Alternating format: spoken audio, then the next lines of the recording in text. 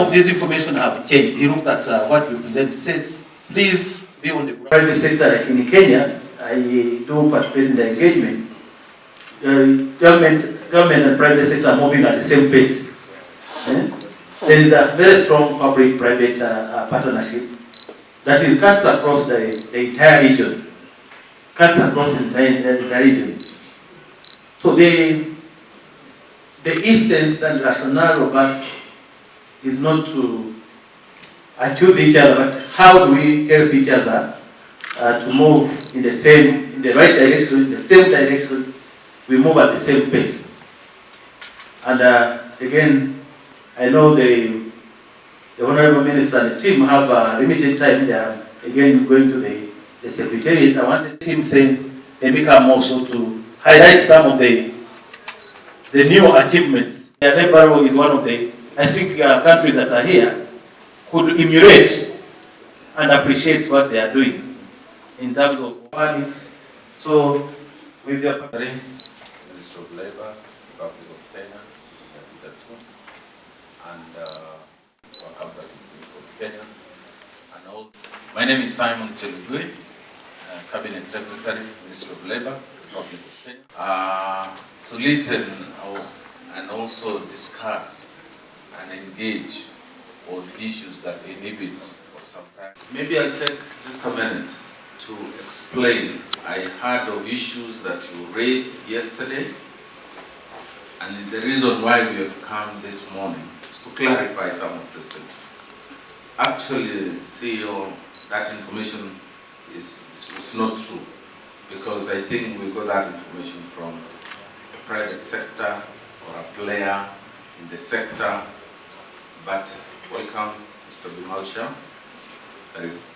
So the matter is, our DG and ourselves, we sit through a multi-sectoral committee to receive, process, and award visas and work permits in Kenya.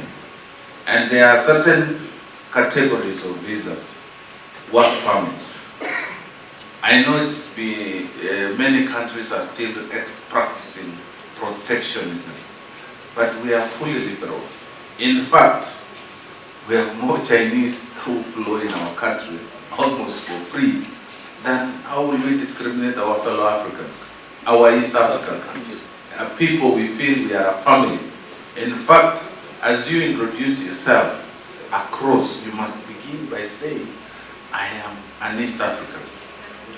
You hear Europeans, I'm a European, I'm an American.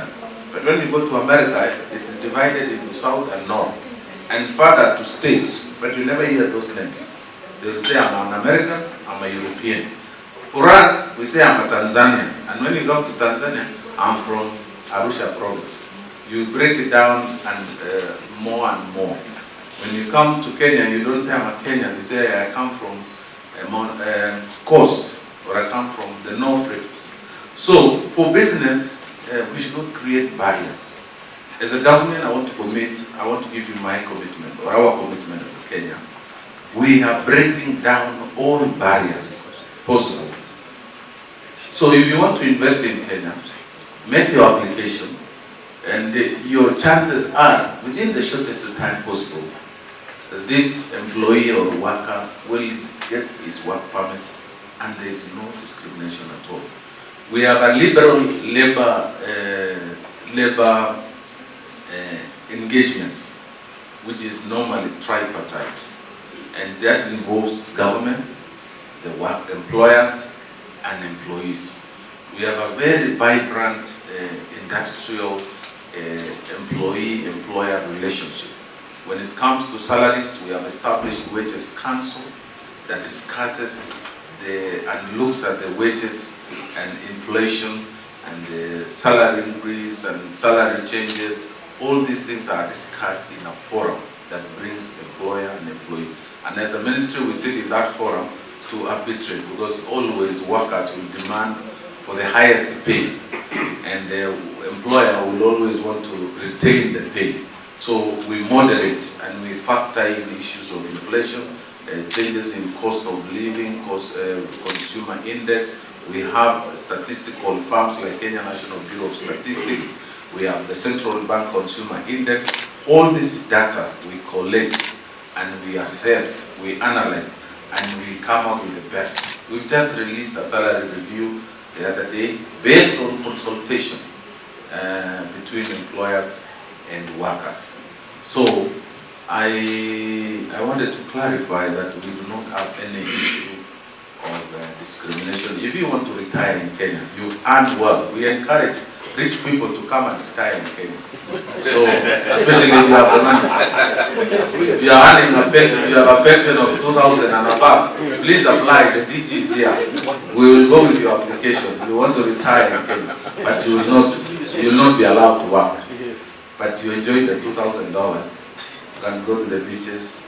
You can go to 5-star hotels. You can drive to the parks. You can pay for our water bills, for our electricity. We encourage those people to come and settle in Kenya.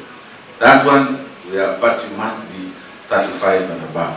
So, munakaribisho.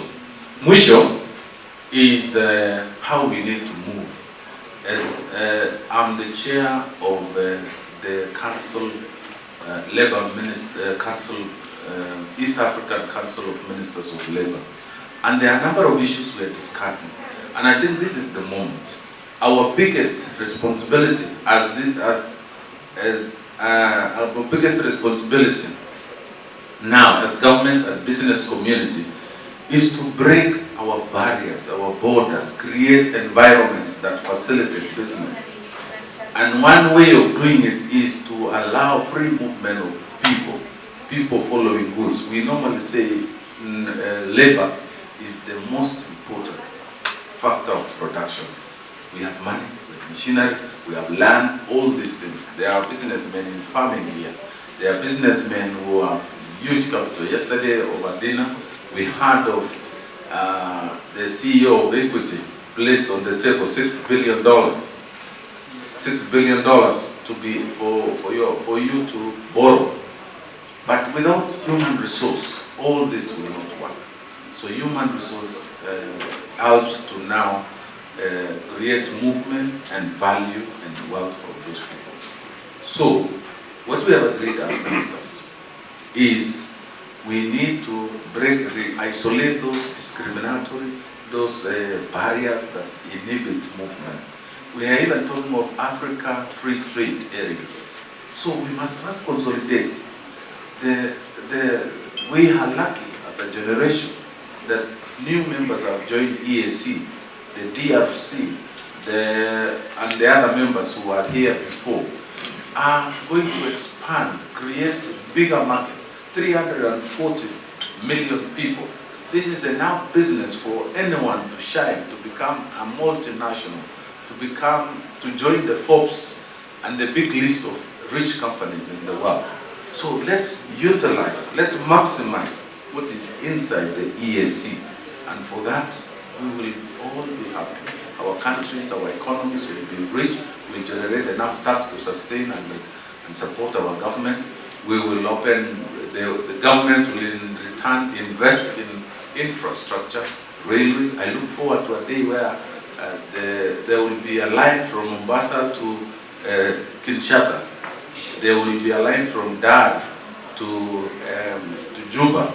There will be a line from Juba to Kigali, and from Kigali to Uganda. That interconnection, so that when we have experienced or skilled mining workers from Tanzania, and a new mine is discovered in another country, we can easily export, we can easily move that workforce to our neighboring country at no cost.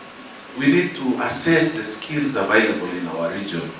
We need to know who has better skills than the other. I was listening to one of your board members from Tanzania who is engaged in tourism, and he was telling us about the establishment of Utalii College.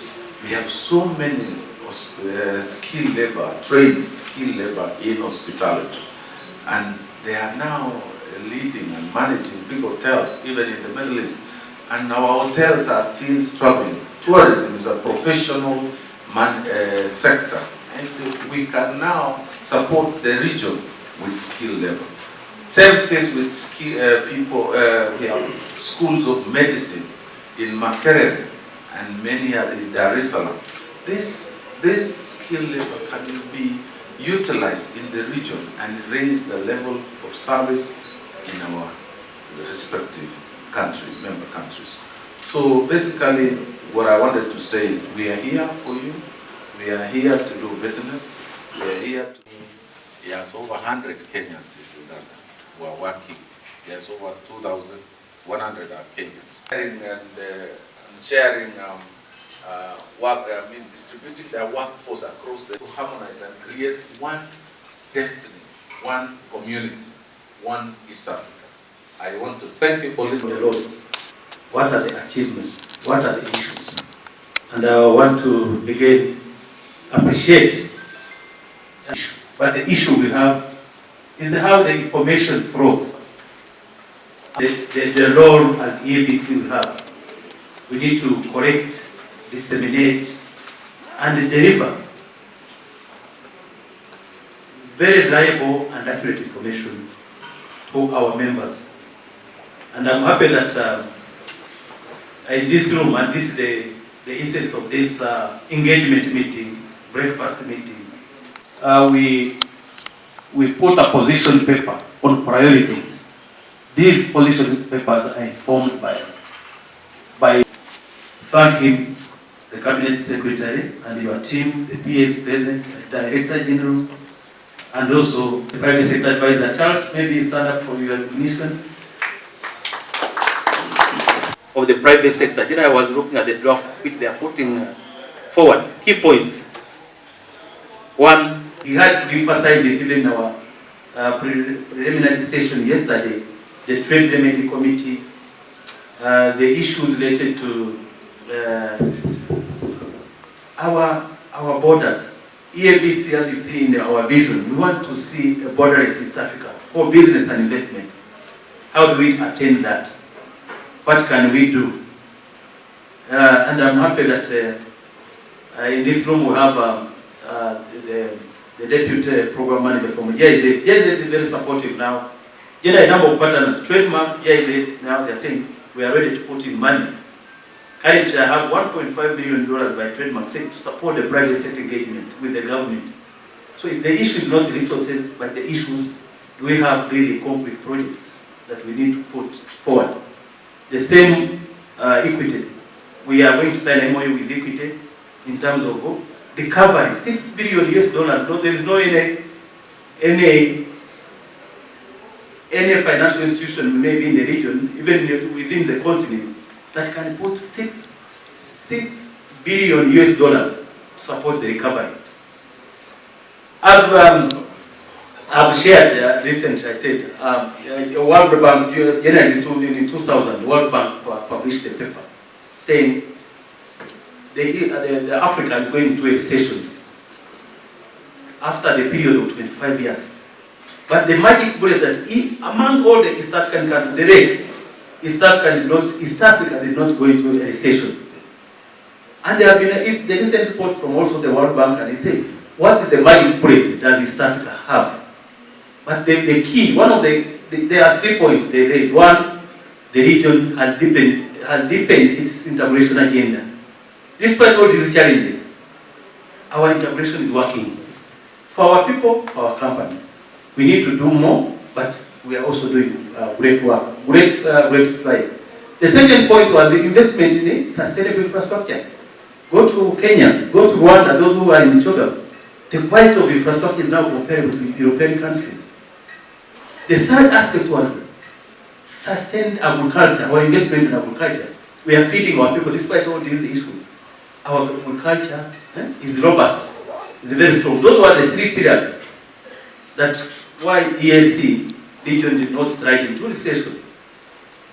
And indeed, the report from African Development Bank, the report from World Bank, the report from IMF confirmed that this is a solid economy, and we need to continue to push East Africa to integrate more, to government and private sector to continue to work together. So I think this is the spirit, And the spirit has been demonstrated yesterday. Private sector, and the media has even put it forward. Our private sector, again, I want to thank my board. Champions like Vimasha need to continue to address those challenges that impede our intra-regional trade. So with those a few opening remarks, may allow me to invite my Vice Chair to deliver his opening remarks. On behalf of the East African Business Council, I express my heartiest gratitude for taking part in this most important high-level East African private sector engagement to discuss and prioritize proposals to be presented to the EAC high-level retreat on the Common Market and Heads of States Summit, which will begin this afternoon. I extend my heartiest appreciation for Trademark East Africa to supporting and convening this high-level private sector engagement. I extend our appreciation to His Excellency Uhuru Muigai Kenyatta, the Chair of the Summit of East African Community of the Heads of State, for his remarkable leadership and championing of community's vision, particularly united East Africa. Under his leadership, the EAC region has witnessed better trade ties and achievements in the EAC regional integration agenda. This includes 1.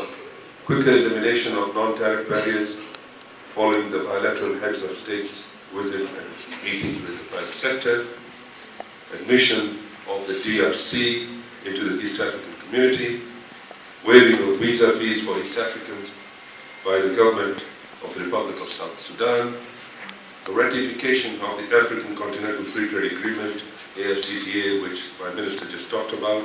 That's a huge opportunity at our doorstep, and the EAC's sanitary and phytosanitary SPS protocol by the EAC partner states. Finalization of the EAC tariff offer for Category A products under the Continental Free Trade Area. Finalization of the comprehensive review of the EAC Common Market, the CET, which we saw went into effect on 1st of July 2022, with a new four-band structure so that we can start looking at the complete value chains and different product lines that we actually add value to. An improved EAC Secretariat private sector dialogue channels. And that, no doubt, happens with leadership that is committed to the region, leadership that wants East Africa to thrive and East Africa to grow. I would also like to applaud President Paul Kagame and President Yoweri Kaguta Museveni for recently reopening the Gatuna and Katuna border. As you all know, we've had 2 years of border freeze in that part of the region, the community, with the trade being hampered on both sides between Uganda and Rwanda, and I'm happy to report that has also started functioning now. So distinguished guests, it is now 23 years since the re-establishment of the East African community. We're all very proud that the East African community bloc is widely recognized as the most integrated and fastest growing regional economic bloc in Africa. It has been 17 years since the formation of the Common Customs Union and 12 years since the implementation of the Common Market Protocol. A tremendous amount of work has been put and has been done to win these such accolades. Distinguished guests, the African Continental Free Trade Agreement, AFCTA, is an opportunity and prospect for East Africa and for Africa's economic growth. The AFCTA is the largest free trade area in the world, measuring 55 countries who are members of this bloc. It has 1.3 billion people, a combined GDP of $3.5 trillion, and it is expected to boost Africa's economy income by $450 billion by 2035. This is a must market for us East Africans. As our economies return back to normal trading following the COVID pandemic, and I believe yesterday Dr. James Wangi talked about reset of the economies. So as we return back and reset our economies in East Africa, and we start looking at higher inflation issues, we looked at the global financial conditions, we looking at rising interest costs. Of course, the Ukraine crisis we talked about yesterday is also not helping. And these are some of the challenges that East Africa and Africa we face, and something that we need to address urgently so that we can get back on track with this new reset button. These global disruptions call for a need for deeper EAC integration and means of mitigating and disruptions, as well as seizing opportunities that are presented by these challenges. I think my minister talked about it as well. We all know that during the pandemic in 2019, 2020, a lot of our countries actually started manufacturing PPEs, for example. This was never being produced in the region. We were all importing from India, China, Turkey, and what have you, but we realized that there's a very big selfish world out there. And on that day, in the midst of the COVID pandemic, we had no option but to actually invest and innovate into manufacture of PPEs so that we can help our medics and we can help our people and safeguard the health of the East African community. These global disruptions call for the need of deeper EAC integration as means of mitigating these disruptions. Distinguished guests, as the private sector, we propose the following solutions to boost intra-EAC trade and investment, and as well as build a better East Africa economic growth. I think we all know that the trade within Africa, intra-Africa trade is the lowest in the world. It's about 15%. And the trade within East African community is about 20%, intra-EAC trade. So it actually tells us that as Africans we don't work with Africa, and as East Africans we don't work with East Africa. And if you look at an example of the intra-European trade, Europeans working with Europe, or Europeans working with Europeans, it is 67%. If you look at Americas, that is North America, NAFTA, they work, 45% of their trade is intra-Americas trade. And if you look at Asia, Asian countries, 25% of the trade is intra-Asian. So it just tells us that we don't like working with ourselves. We'd rather work outside Africa or outside East Africa as opposed to inside Africa and inside East Africa. I think that paradigm really needs to change. And with the Continental Free Trade Agreement, that should be our #1 agenda. How are we going to move away from the 15% intra-Africa trade and move to 25%, move to 35%, and move to 50%? And that will be transformative for these economies. As the East African Business Council, we call for full implementation of a single customs territory, and we must ensure the circulation of free goods in the region.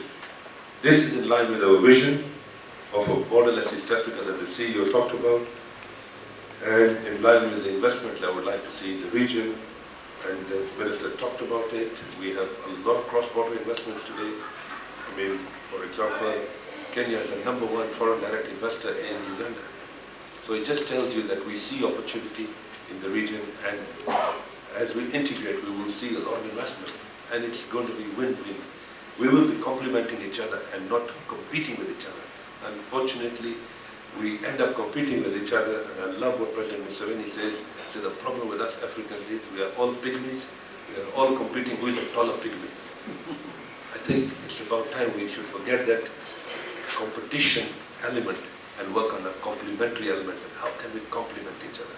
How can we cooperate with each other? How can we grow the economy? And let's grow the business. We facilitate trading across the East African border. The East African partner states should set a clear time when it will be attained a full-fledged common market with free movement of goods, services, service suppliers, workers, capital, persons, as well as rights of establishment and residence. This is a way to actually ensure that we actually take this forward and integrate the continent. Distinguished guests, some of the policy priorities that will empower East Africans and the businesses to benefit the East African community include: 1. Elimination of non-tariff barriers in the EAC. The EAC partner states had agreed to remove and with immediate effect all existing non-tariff barriers, NTBs, as outlined in Article 13 of the East African Community Protocol on Customs Union. But free movement of goods is still frustrated by the persistence of these NTBs. Most of the recurring NTBs are either denial of preferential treatment or discriminatory practices against other East African partner states for movement of goods and services. We urge EAC partner states to expedite the finalization of the amendment of the EAC Elimination of Non-Tariff Barriers Act 2017 and its regulations by December 2022 and eliminate all outstanding NTBs. 2. The establishment of the EAC Committee on Trade Remedies to handle trade disputes. I think this was discussed extensively yesterday by the former chair, Vimal Shah, and also the Cabinet Secretary, the chair of the Council. This is crucial. The EAC Committee of Trade Remedies has not yet been established because of the EAC partner states have not ratified the amendment Article 24, Para 2 of the EAC Customs Union Protocol to accommodate Burundi, Rwanda, and other EAC members. The EAC Committee on Trade Remedies is a robust mechanism for handling trade disputes such as those related to rules of origin, trade barriers, and charges of equivalent effect and discriminatory tax practices. It is very time-consuming and prohibitive to involve litigation or negotiation among the EAC partner states to resolve these trade disputes. We urge the EAC partner states to ratify the amendment of Article 24.2 of the EAC Customs Union Protocol by the end of July 2022 and to operationalize the EAC Trade Remedies Committee. 3. Harmonization of domestic taxes in EAC. Domestic taxes in the EAC have not been harmonized. The fact that tax harmonization is provided for under all stages of the EAC integration process, which are Customs Union, Common Market, and Monetary Union, as well as the EAC Treaty. We continue seeing actually a lot of disruption of trade because of these domestic taxes, or local taxes as you would call it. I think we should be looking at an East Africa with total harmonization of standards, total harmonization of taxes. We have harmonized our external taxes under the CET. So we have a domestic area which is free of import duty. But the other taxes, for example, the VAT in Tanzania is 20%, in Uganda is 18%, in Kenya is 16%. I think we need to fast track all that and have a common VAT, so it becomes easy for trade. And as it becomes easy for trade, it becomes easy to even offset those VAT elements in your cost of production. So there's a lot of thought process. And we've also noticed that certain countries apply excise duty to certain commodities which are imported from the region. I think excise duty is fine, but they should not discriminate East African community countries. So it should only apply to countries outside the territory of East Africa and not outside the individual member state. In 2018, the EAC partner states adopted the EAC policy for harmonization of domestic taxes. The policy is a guideline on how the region will harmonize excise duty, VAT, and income tax. Unharmonized domestic taxes are distorting resources allocation and frustrating. Hence, we urge all East African partner states to commence the process of harmonization of domestic taxes, starting with excise duty, that will be followed by VAT, and eliminate, and ultimately income tax by 1st January 2023. 4. Harmonization of product standards. The lack of mutual recognition of quality incur additional costs of complying with conformity assessments imposed by a similar or equivalent standards body in another partner state. In this respect, we urge the EAC partner states to finalize and implement the standardization, accreditation, and conformity assessment Bill of 2017 to start developing a regional technical regulation framework. The EAC partner state should also develop a regional peer review program of the Bureau of Standards to facilitate mutual recognition of quality marks, even for standards that have not been harmonized across the region. 6. The Burundi's work permit is 3% of annual salary. In South Sudan, charges range between $100 and effective immigration and labor laws to align them with all All EAC partner states should abolish. 17 years ago, 11 years ago, we started the journey of the common market. A child who was born 17 years ago, Vimal, will be asking for a job next year in your business. We are saying we are still dealing with teething problems. I think for me, that is really the mirror we need to hold to the heads of states. Here is a child who was born when we started the journey. Now is setting their own companies to trade within the common market. But the common market is still having the same teething problems that Betty was talking about. History has it, success occurs when opportunity meets preparedness. We seem to be at a moment of opportunity. We talked about it yesterday. Betty has mentioned about it yesterday. There are 3 things that will never remain the same going forward. The world will never, never, never again agree to be dependent on a state or 2 or 3 states. Unfortunately, everything in the world is dependent to no more than 5 states. Look at edible oils. 2 countries control 90%. So if anything happens to those 2 countries, it's exactly a replica of what has happened with Russia and Ukraine. They control the supply of grains to the world. They go into war, everybody is in a different war. A food inflation and affordable food insecurity.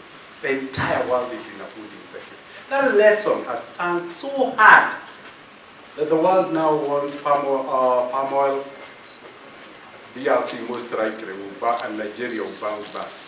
In 1960, Nigeria and DRC controlled 90% of the world market. And today, it's 2 countries in Asia. So we can use the East African community, specifically DRC, Uganda, part of Kenya, to reset that commodity trade. But unfortunately, or fortunately, it's not the government, it's us. So who is going to set the plantations in DRC for palm oil? No, we can keep on talking here and talking and talking. The person who is willing to do the palm oil, let's talk together and establish palm oil. We don't need government to clear forest and plant palm oil. You know, sometimes we get stuck a little bit, but there are huge opportunities.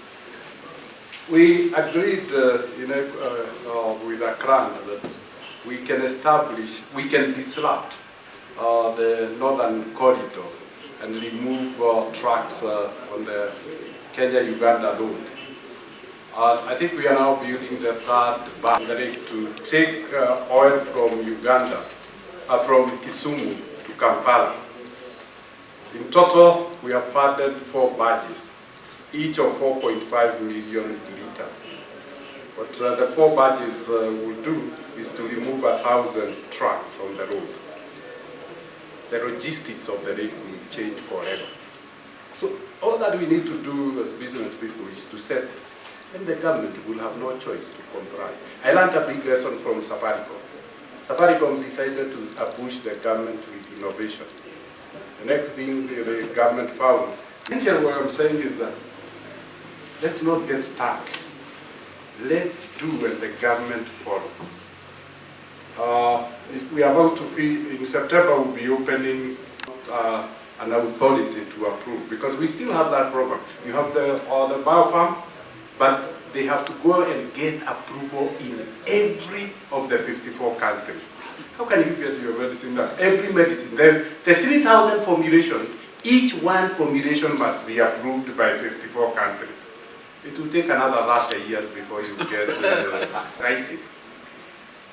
And people watch and say, no, let's do something about it. So my feeling is that we don't get stuck, because for 11 years, if you look where equity was, 11 years ago, government. We've always accepted to be led by government. But we are the citizens. It's a government of the people for the people. Can the people lead their government? And I want to leave you with that question. Is it time for us to provide leadership? And government become a follower the way Safaricom did to government. The way equity is now doing to the government. It creates a crisis and say, this is what would happen to your citizens if you sign here. If they don't sign for a month, you go to media.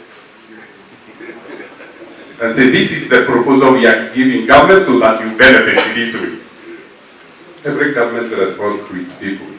We can use that power as business, because the consumer is the citizen.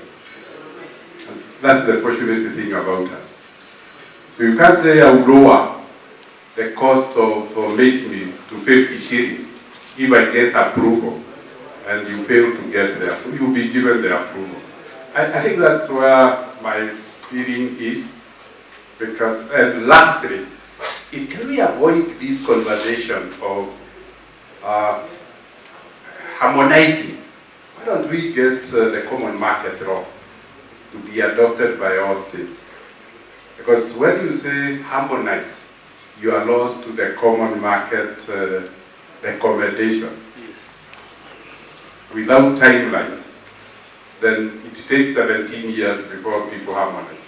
But if you say, let's adopt a common law, I think it's very, very different. So that the East African community has its own laws. And if you want to become a member state, you adopt the laws as they are, instead of harmonizing laws. Because you harmonize laws, but you leave one cross that makes the harmonization inoperable. I rest my case. Thank you. Yes. Okay, jina langu ni Jess Bedi. Mimi ni mwananchi ya Afrika Mashariki. Nimetoka kaunti ya Kenya. Na nimesema hivi kwa maana sisi wote ni East Africa. Na lazima tufanye kazi pamoja. Lazima tuone mwananchi wote kama East Africa. Kwa maana kama nikikuja hapa nikisema nimetoka Kenya, na wao unasema umetoka Tanzania, na mwingine anasema anatoka Tanzania na Uganda, tunatengeneza hiyo walls, ile ukuta sisi sitaki. Tunataka East Africa Mashariki kuwe borderless. Tunataka watu milioni 300 wafanye kazi pamoja. Watu milioni 300 wako na biashara kubwa sasa. DRC imeingia kiwanja. Kwa hii kiwanja DRC wamelete watu karibu milioni 1 na bilioni $1 economy, na combined economy ya East Africa Mashariki leo ni $300 billion. Yani kusema sasa tumekuwa economy kubwa, tunaweza jenga biashara ikuwe kubwa, tufanye kazi pamoja, tufanye kazi kwa region yote, kwa country. Sasa ni country 7 imejoin East African Community, na vile tumeona ni market kubwa sana. Hata ukiweka factory unaweza pata biashara mingi na biashara kubwa. Tumeona leo lazima tuachane na hii chuki ya mwaka hii yote, tufanye kazi pamoja, tujenge nchi pamoja, tujenge East Africa moja. Mkutano huu una umuhimu gani kwa watu wa jumuiya ya Afrika Mashariki?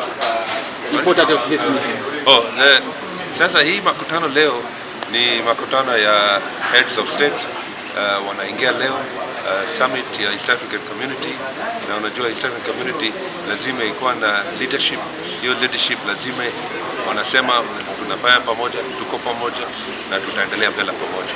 So nimeshukuru tumekuja hapa leo, sisi ni watu ya private sector, na iko agenda tumepea president yote wanakuja leo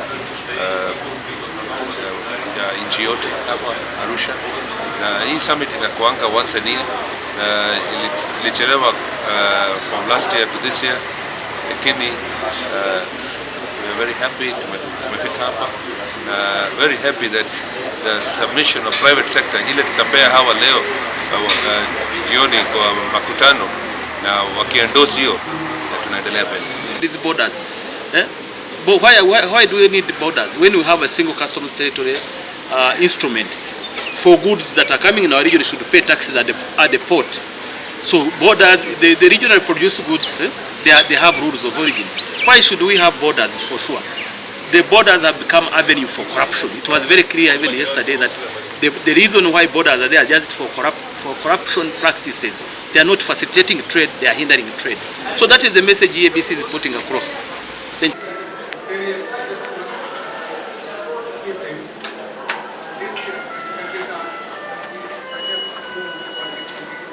3 million consumer market, the 5th largest consumer market in the world. Most of Pakistan's industrial base is on Western technology. Also assist you with healthcare, particularly surgical and pharmaceutical.